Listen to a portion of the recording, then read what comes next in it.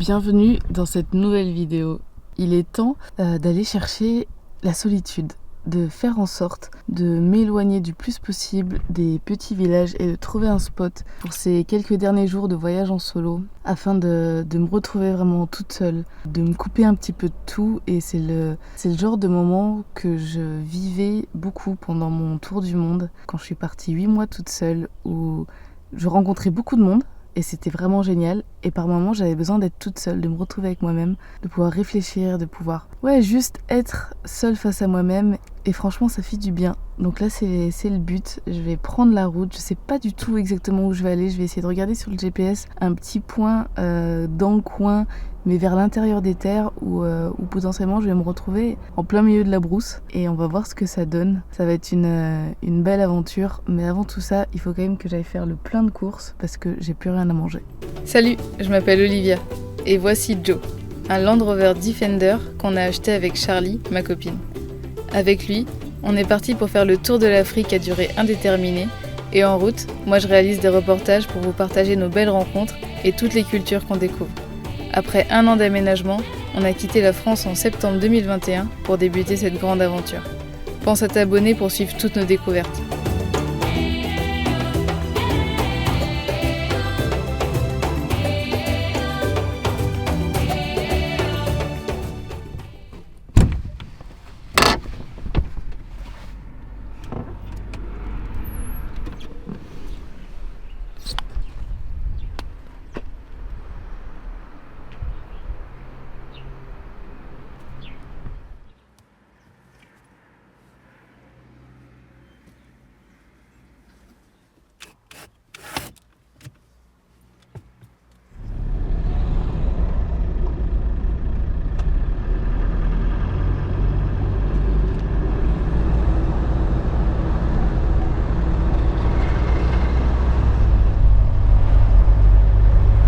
Là, j'approche de la grande ville alors que j'étais là depuis plusieurs jours dans le petit village. Et tu vois bien la différence, c'est beaucoup plus développé, il y a beaucoup plus de commerce et puis il y a Sali qui est à côté qui est touristique. Donc il y a aussi beaucoup plus de monde, beaucoup plus de trafic. Donc j'ai hâte de sortir de ça parce que justement moi ce dont j'ai besoin là c'est d'être dans la nature et de me retrouver loin de cette foule, loin de cette agitation, loin de tous ces bruits et tout. Bonjour, ça va? Je vais te prendre 1 kilo de farine.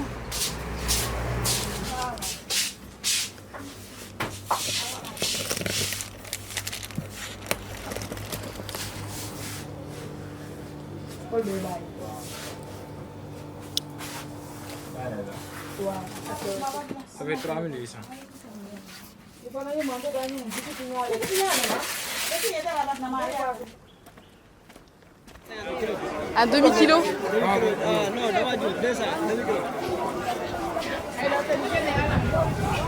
C'est combien le kilo de carottes? 500 500 le kilo? kilos. On met un demi-kilo? 250. Ouais, demi-kilo, ouais.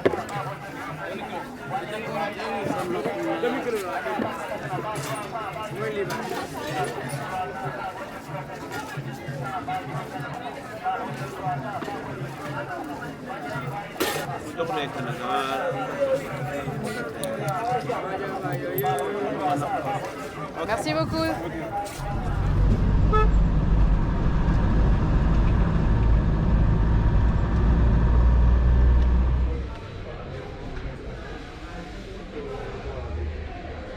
Bon, dans le Auchan, il y a plus ou moins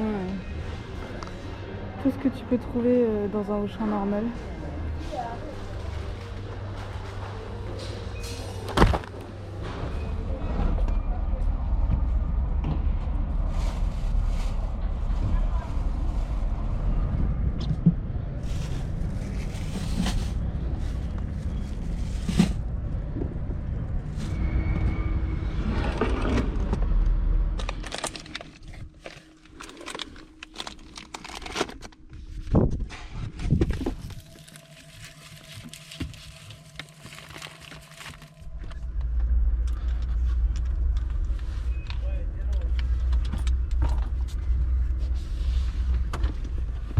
J'ai plein de courses, donc c'est tout bon. Maintenant, il faut aller trouver un spot.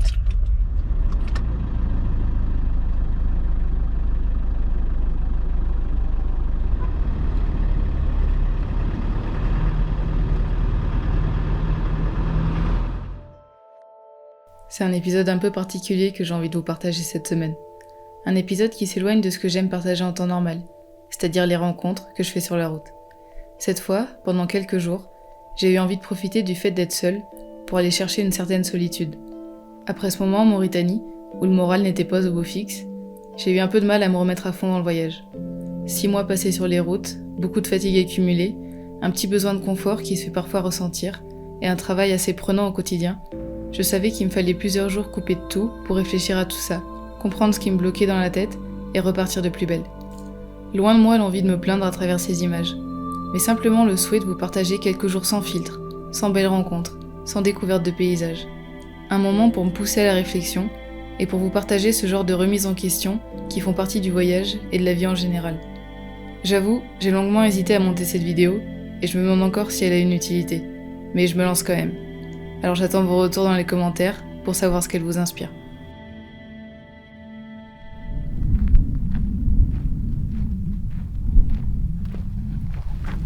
Bon je pense que le spot est trouvé pour ces quelques jours. C'est ultra calme, c'est ultra paisible. J'ai roulé, je sais pas, peut-être une demi-heure au total depuis la dernière grande ville. Pris des petits chemins. Et là, je me retrouve au pied d'un baobab, toute seule.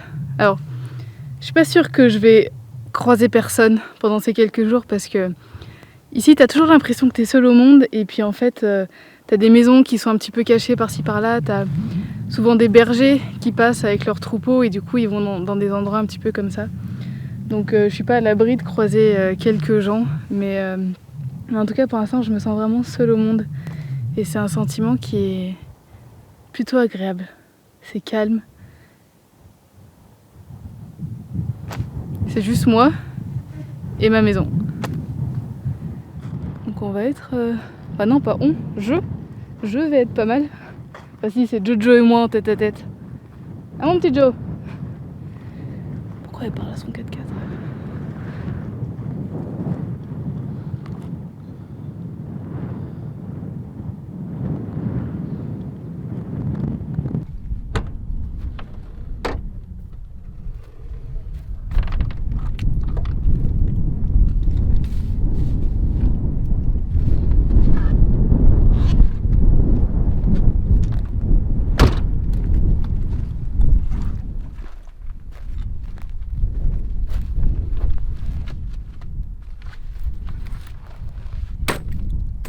On m'a demandé si ça me pesait pas justement de me retrouver toute seule. Je sais que pour beaucoup de gens, la solitude, c'est quelque chose qui fait peur. C'est quelque chose qu'on redoute et c'est même quelque chose qu'on essaye d'éviter à tout prix.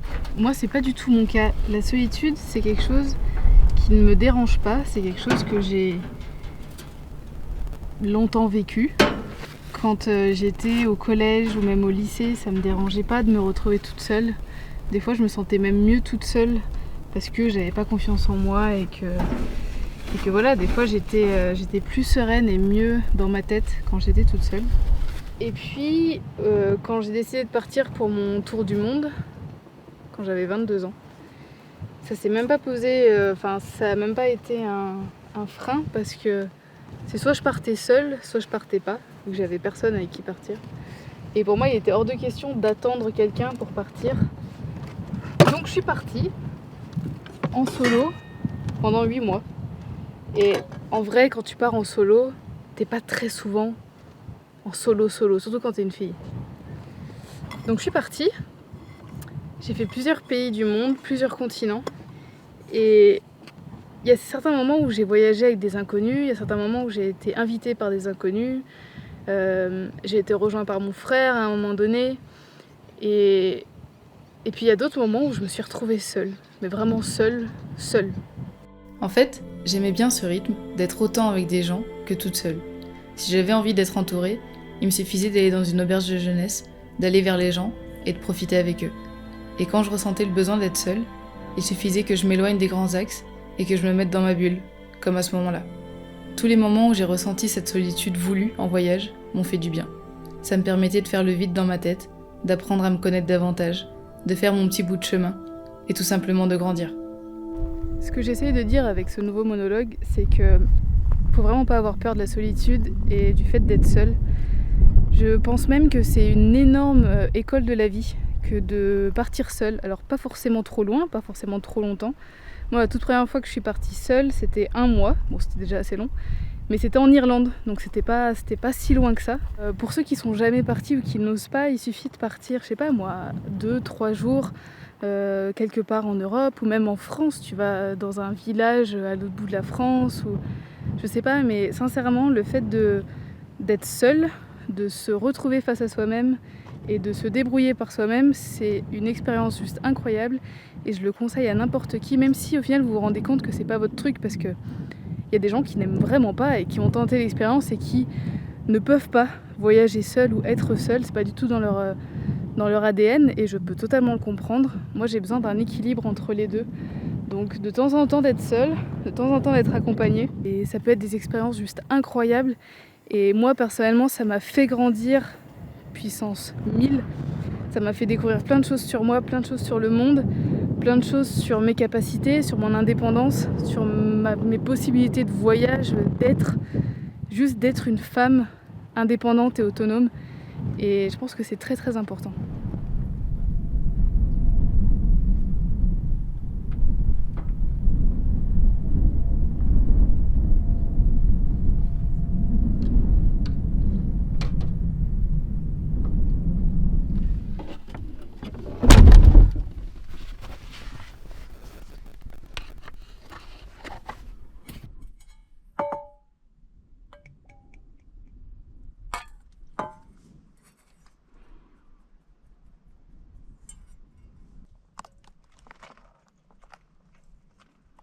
J'ai dit que ce moment toute seule, c'était un moyen aussi pour moi de faire un petit travail d'introspection.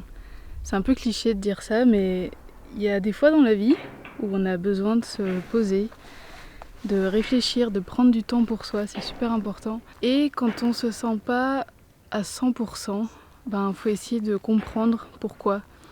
Essayer de faire un travail sur soi-même, sur son mental, et essayer de comprendre vraiment au quotidien qu'est-ce qui peut nous peser ou qu'est-ce qui peut faire qu'on n'est pas justement à 100%. Alors, j'en ai un peu parlé, je crois, les derniers jours dans les précédentes vidéos, mais ça fait quelques semaines maintenant que je me sens pas à 100% justement. Que là, rien que d'en parler, j'ai une boule au ventre. Cette boule au ventre, elle me dit qu'il y a quelque chose dans ma vie, dans mon quotidien qui ne fonctionne pas ou qui ne fonctionne plus. Je veux prendre le temps de partager ça parce que la santé mentale, c'est quelque chose qui est super important dans notre quotidien. C'est quelque chose qu'il faut vraiment pas négliger, il faut prendre le temps de s'écouter. Les premières questions qui me sont venues en tête, c'est est-ce que c'est ce mode de vie? Est-ce que c'est ce continent? Est-ce que c'est ce véhicule? Est-ce que c'est mon métier? Est-ce que c'est pas la pression? La pression notamment de YouTube qui commence à se faire ressentir mine de rien, même si j'ai pas envie du tout qu'elle se manifeste, parce que pour moi c'est juste un plaisir.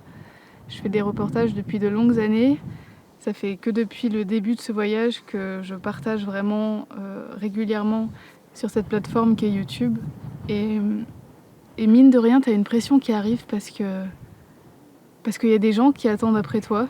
Il y a des gens qui espèrent que chaque semaine tu fasses une vidéo, qui est potentiellement meilleure que celle de la semaine dernière. Et puis il y a des partenaires qui vont arriver, qui vont du coup pouvoir te soutenir, mais pour ça il faut que tu fasses du bon travail. Il y a les revenus de YouTube qui vont derrière, qui te disent que voilà, il faut que tu fasses tant de vues pour pouvoir subvenir à tes besoins et pour pouvoir continuer de voyager et de faire d'autres reportages. Et mine de rien, tout ça, même si je me suis toujours dit que ça ne deviendrait pas une pression, parce que c'était juste pour moi une liberté totale de faire grandir une communauté autour de ma passion et autour de ce que je fais depuis des années. Si la pression, je la subis quand même. Je me la mets à moi-même, YouTube la met aux créateurs sans trop qu'on s'en rende compte. C'est une plateforme géniale, sincèrement c'est une plateforme géniale. Mais il n'empêche que ça a ses petits vices, ça nous met en concurrence avec nous-mêmes. Chaque semaine il y a des nouveaux chiffres, il y a des classements, ça te dit si ta vidéo parmi les 10 dernières, est-ce qu'elle est bien, est-ce qu'elle est dans les meilleures ou est-ce qu'elle est moins bien. Et d'après le travail que tu as mis dans tes vidéos, ce qui est con, c'est que c'est le chiffre derrière qui va te dire ah bah ça c'était une bonne vidéo ou ça c'était pas une bonne vidéo. Alors que souvent c'est celle où tu vas faire le plus de travail et que tu vas aimer le plus qui va peut-être faire le moins de vues. Et en fait du coup t'as toujours ce truc qui bouillonne de te dire voilà, si les chiffres ne suivent pas, c'est que potentiellement mon travail est pas bon.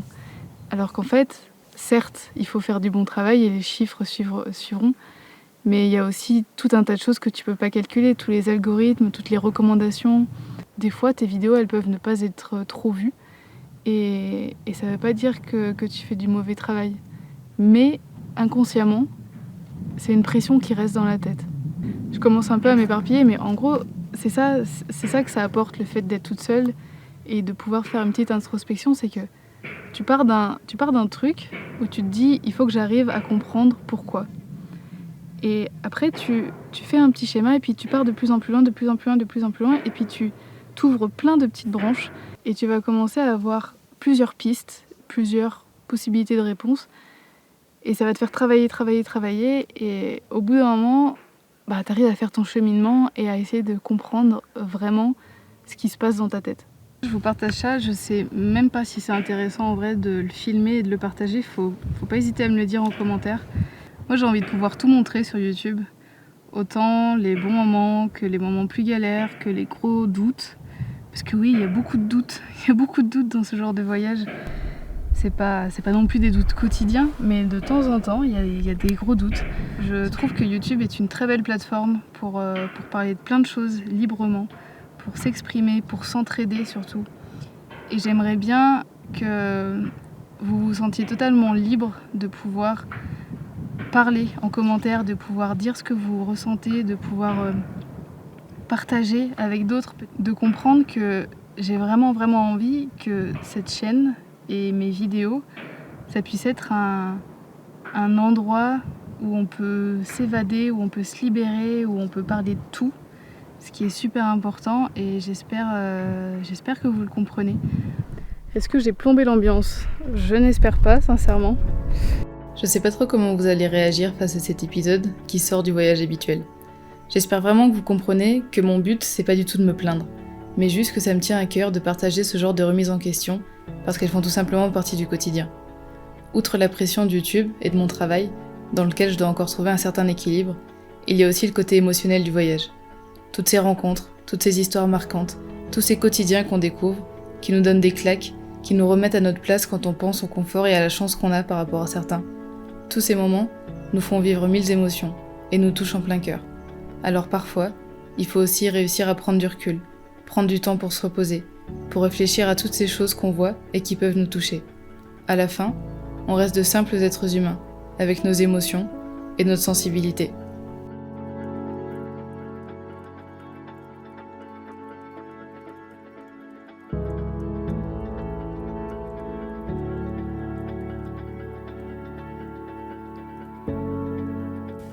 Oh, j'ai pas envie de sortir de l'eau.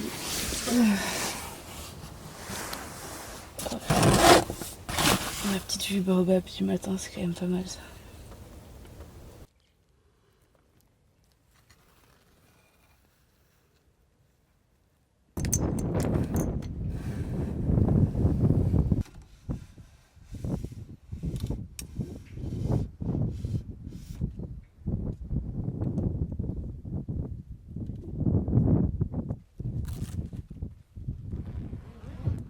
Je te remercie d'avoir écouté tous ces blablas, toutes ces pensées. J'espère vraiment que ça a été quand même intéressant de voir tout ça, de voir ce qui peut se passer dans la tête d'un voyageur, d'un youtubeur, d'un overlander, parce qu'il y a différentes réalités qui existent. Et encore une fois, le but c'est pas de toujours faire rêver et faire croire aux gens qu'on est des super-héros à fond, tout le temps en vacances, à rien faire, parce que c'est pas du tout le cas. Je termine ces 2 semaines toute seule sur une note très positive. Faire une pause dans le voyage et me retrouver avec moi-même m'a fait beaucoup de bien. Après plusieurs jours à ne pas me sentir au top, à ne pas réussir à profiter à fond de l'aventure, j'ai ressenti un déclic. J'ai réussi à mettre des mots sur mes sentiments et à comprendre comment je devais m'adapter pour repartir sur le bon pied. La suite du voyage n'en sera que plus belle. J'ai hâte de faire de nouvelles découvertes et tout plein de rencontres.